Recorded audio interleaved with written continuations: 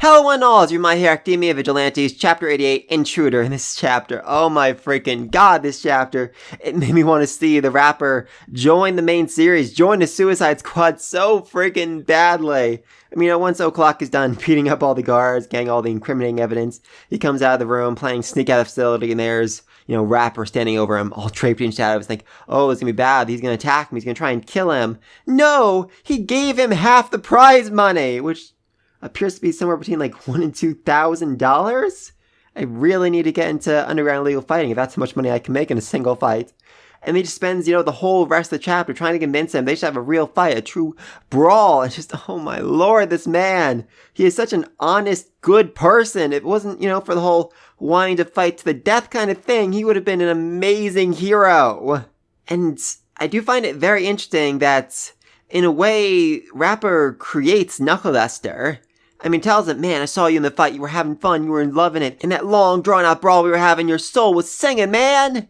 And O'Clock's like, no, I go in for the quick sneak attacks and then run away. That's who I am, that's how I fight. And so when he lost the ability to do that, when he lost the ability to go in for those quick attacks, he had to essentially follow the Rapper's advice, become the brawler that the Rapper always believed he could be.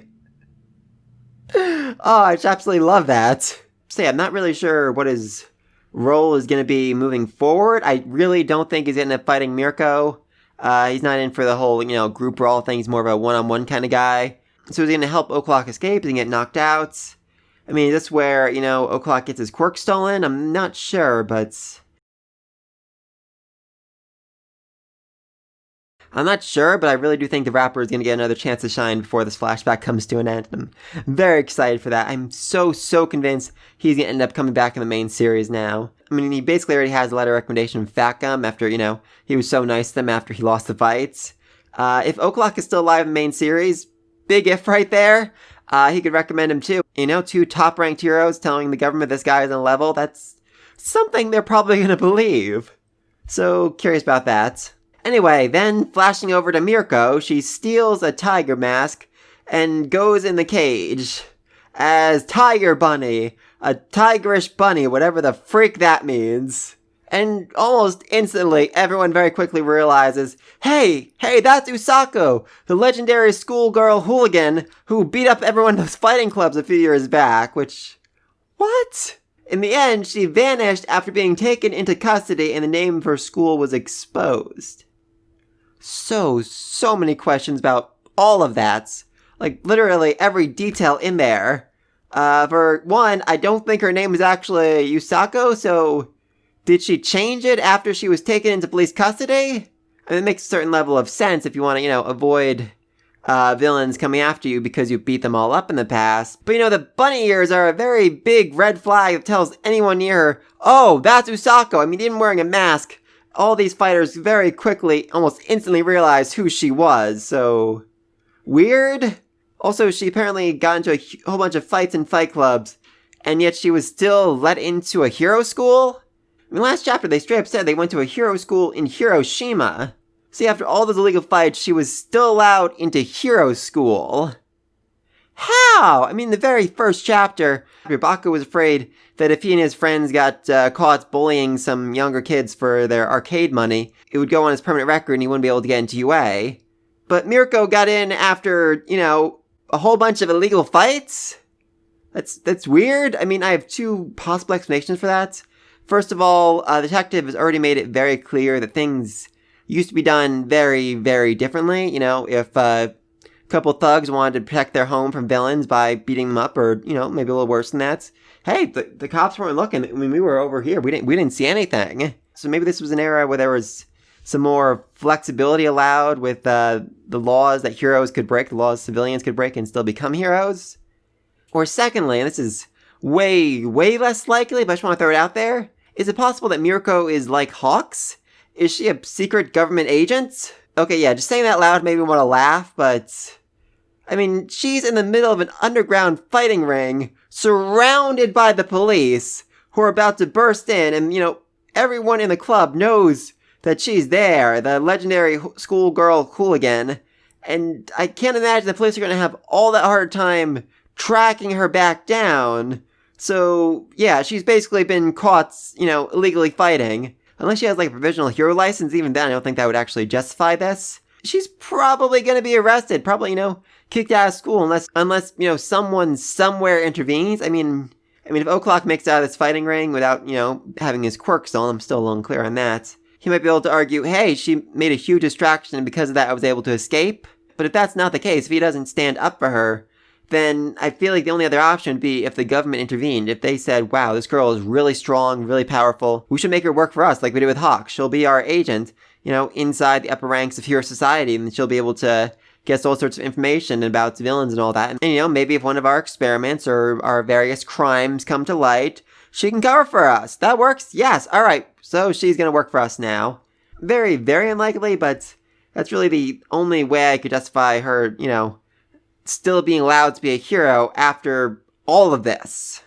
And speaking of all this, as she's declaring a fight against basically everyone, the two fighters in the ring feel the need to berate her. I just love this one guy. You see, etiquette still matters, especially during unlawful stuff like this. Youngsters like you got a lot to learn. What? Who rants about etiquette and youngsters while dressed up in an underground fighting ring? Oh, I absolutely love that. Anyway, yeah, then she beats up both those guys very, very easily and invites every single person in the underground fighting arena to join her for a fight. Yeah, she just did that.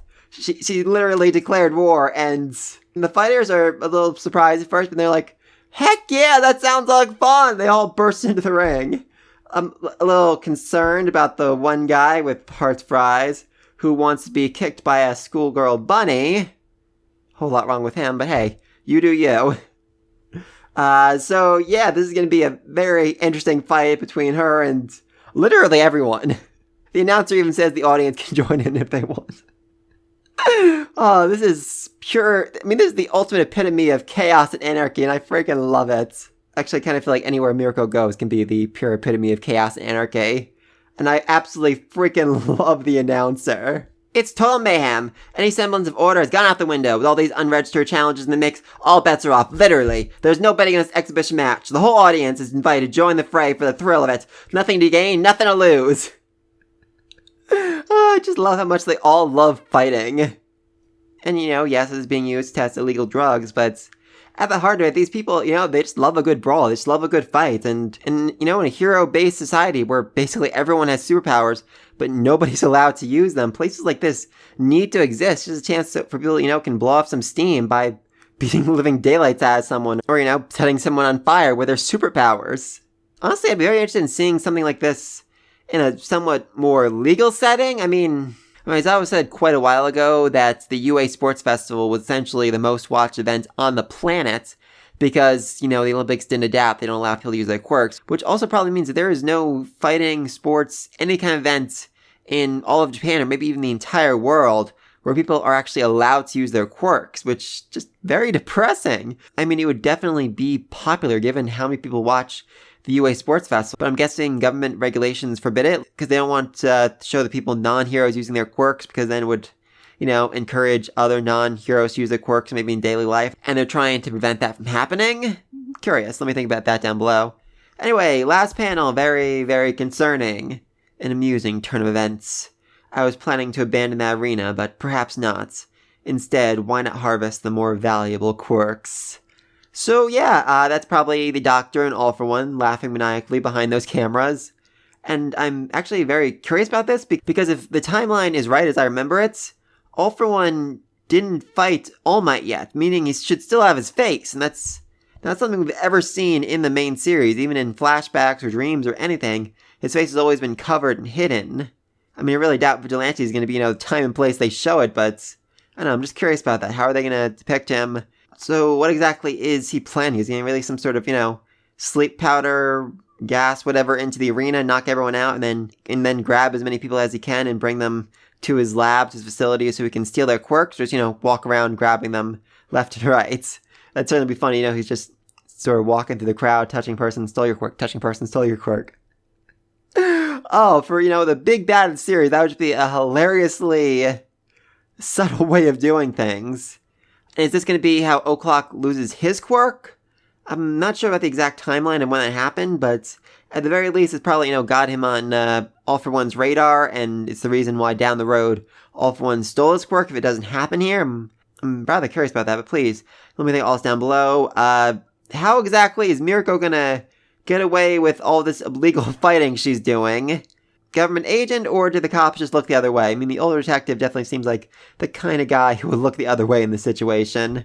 Especially, if she ended up helping O'Clock escape. Curious about that. O'Clock and Rapper, what exactly are they gonna do moving forward? I don't think their, friendship relationship is at an end. I feel like there's a reason why Rapper and O'Clock met back up again. And it's gonna have something to do with how they escape, how they get out of there, maybe how he gets captured. I'm rather curious about all of that. I mean, we know Rapper doesn't lose his quirk because, he uses it with Overhaul. And we know Mirko doesn't lose her quirk because we just saw her use it in the main series a couple 10 chapters ago. So, rather curious about all of that. Please link to everything below. Be sure to like and subscribe. See you in my next video. And until then, peace!